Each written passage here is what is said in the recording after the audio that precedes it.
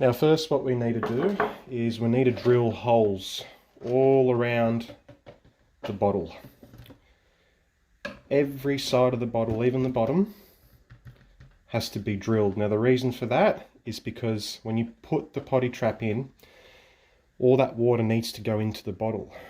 If you don't have holes in, then what will happen is there'll be large air pockets inside the bottle, and therefore your trap will either rise up and it won't sit normally on the ground, and therefore you won't catch any potty mullet that way. I remember down the coast I've seen a guy use a plastic container, a food storage container, and all he had was a hole in the middle of the lid, but he didn't have holes throughout the whole container. And what happened was the container was pretty much lying like that, and there was a massive air pocket like that on the top, and all the bread was down on the bottom. So we don't want that. First and foremost, drill some holes all around the bottle and we'll proceed on to the next steps.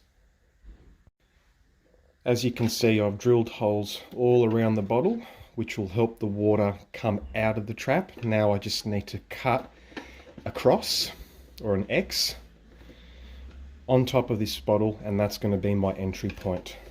Need a Stanley knife and just slowly and safely start cutting away.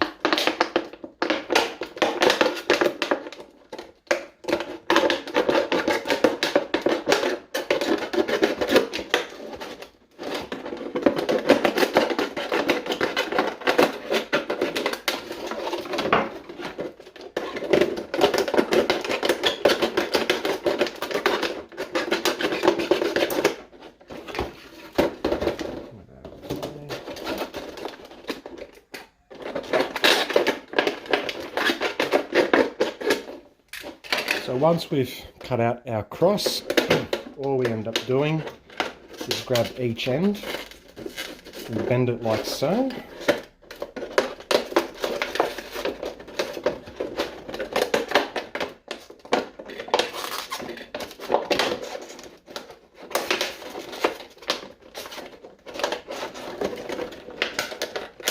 Fix up the sides a bit.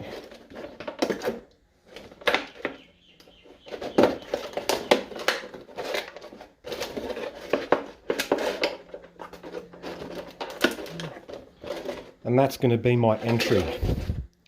So the bread is going to float all around here, or at this end, or at that end. The mullet's going to come in. They're going to swim around, they're going to eat the bread, but they won't be able to come out because these flaps are going to prevent it from coming out.